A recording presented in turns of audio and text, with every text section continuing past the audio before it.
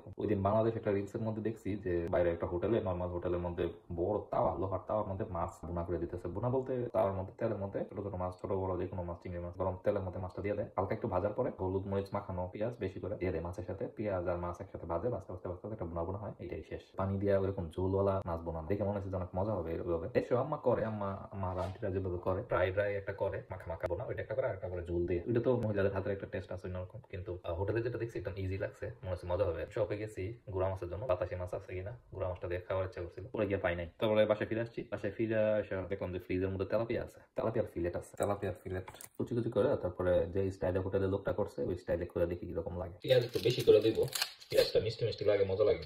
দুইটা পেঁয়াজ নিছি, দুইটা পেঁয়াজ দিব।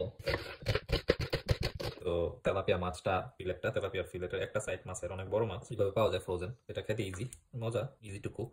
এটা ছোট ছোট টুকরা করে কেটে নেব। ছোট মাছ বানাচ্ছি, বড় মাছ কেটে, বড় মাছ না, মিডিয়াম মিডিয়াম মাছ। অনিয়নটা এর মধ্যে শিফট করে নিই, এটার মধ্যে হলুদ আর মরিচ দিয়ে মাখাই নিব অনিয়নটা।